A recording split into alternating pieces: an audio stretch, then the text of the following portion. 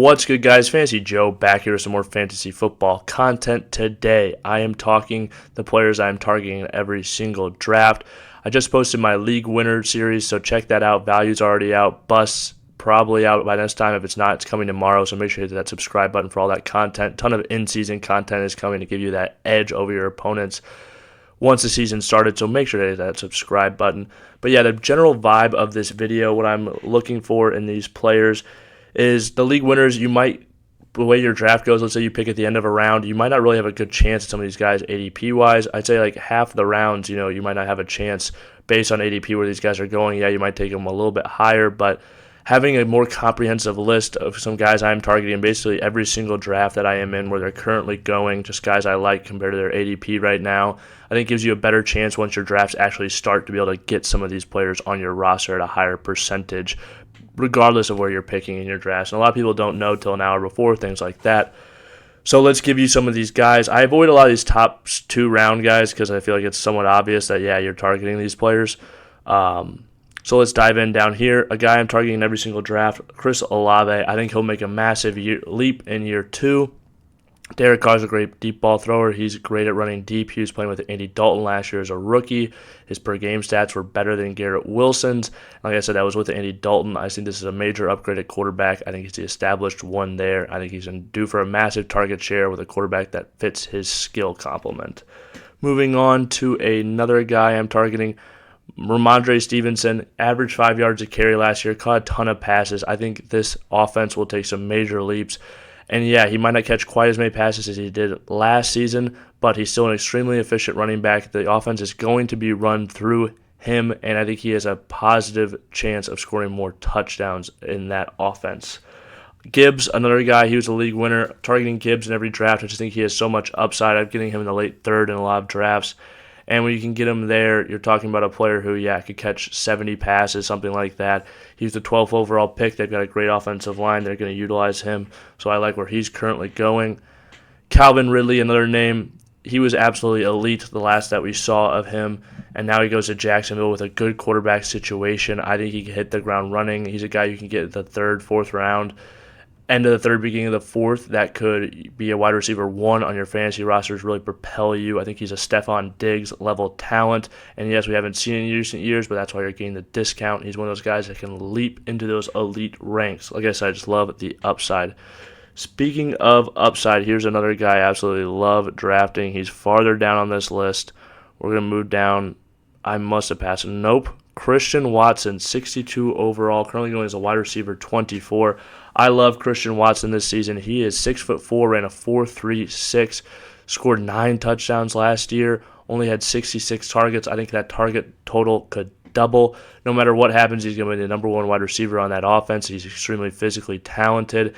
And if Jordan Love is good, which he's shown some signs of, potentially upside, if Jordan Love is good, he could be, a top 5 wide receiver this upcoming season. And if he's bad, I still think he'll return as a wide receiver 2 with how athletic he is and the type of target shares he will get with that current depth chart in Green Bay. Another guy I like targeting every draft, he's coming up right here, next pick, Tyler Lockett. Lockett was wide receiver 13 last year with JSN banged up. I know he practiced the other day, but still could miss some time at the beginning of the season. Tyler Lockett, I think, is an absolute steal where he's currently going. He's a guy, too. He might lose some targets, but he's been doing what he's been doing basically for fantasy football on 110 to 95 targets every season. I don't think he's going to lose a considerable amount from there, and where he's going in drafts, he's left for dead. Wide receiver 25, like I said, wide receiver 13 last season. I think he's a strong wide receiver 2 on a team that you can get in the 6th round if you need to. I got him in the 7th round of a league the other day. So yeah, a guy I really like targeting.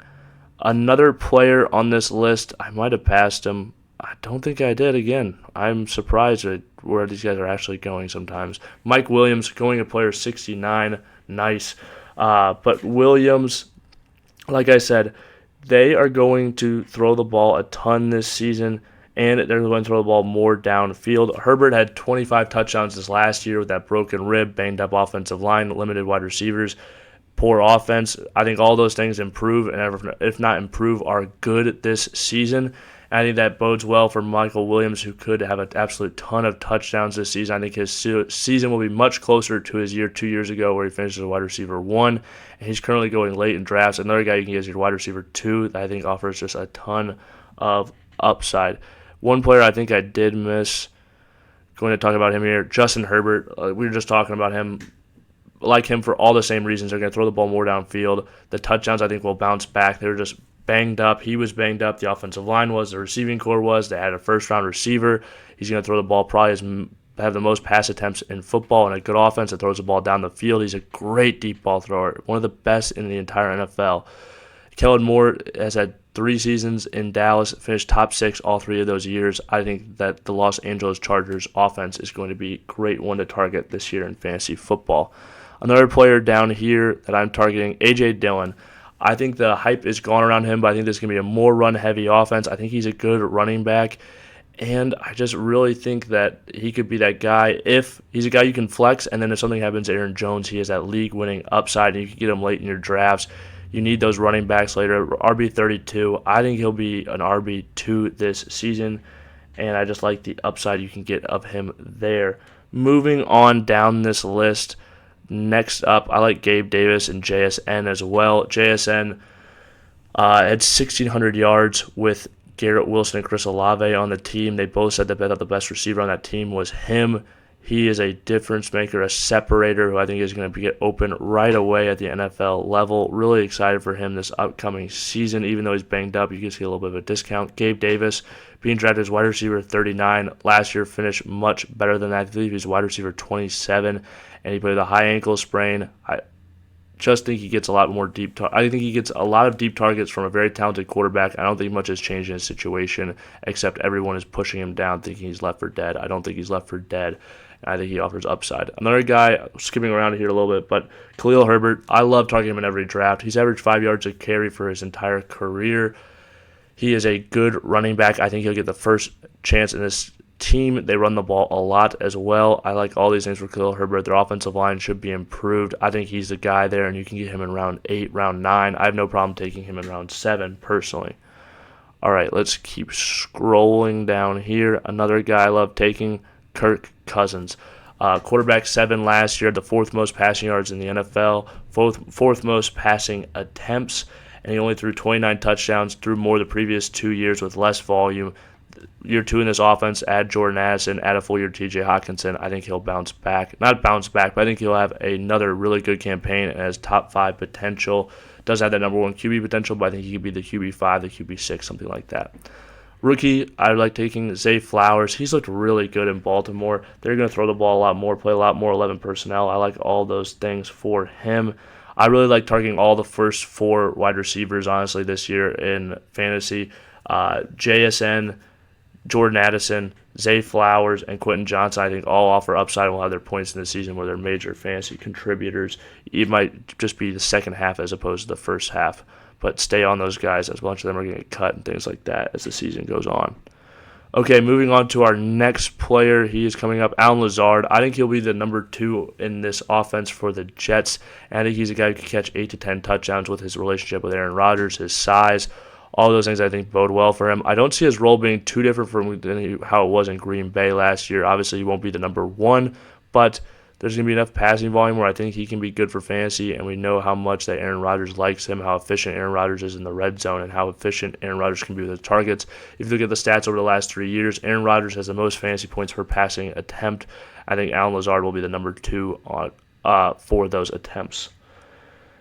Moving on to our next player, Geno Smith, the guy finished last year, finishes at QB5. He still gets Lockett. He still has DK. Then you add JSN. You add Zach Charbonnet, a pass-catching running back. I think the weapons got better around him, and I think he can have a similar season, if not taking that next step up, if JSN is who I think he will be. Okay, just a few more players here. Tank Bigsby's looked great in Jacksonville. I think he'll get run there. Doug Peterson's liked to use a RB by committee a lot of his career. He's just going so late, Tank Bigsby is, and I think he will be involved in that offense. Looked good in the preseason, obviously that fumble on the goal line, but I still think he could end up in that goal line role. I think he could catch more passes than people currently realize. I like him for all of those reasons. And now the last guy on the list, He might be down here a little bit.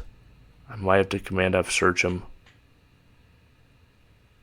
Yeah, we're just going to go ahead and do that. Kenneth Gainwell. Currently, people are saying that he is a starter in Philly. How much that means, we will see, but he's just going so late in drafts. Another guy who's basically left for dead, and if he is a starter week 1 and you find out, he's just a great value, a guy that could receive, 12 carries a game. He's got a pass-catching profile in his skill set as well, opportunity for more upside if, let's say, I don't know, Rashad Penny or a DeAndre Swift go down to injury some way, somehow. Both those guys we've seen struggle with injuries in the past, so I have reason to believe that something like that could happen, and where you can get him in drafts currently, I love the value.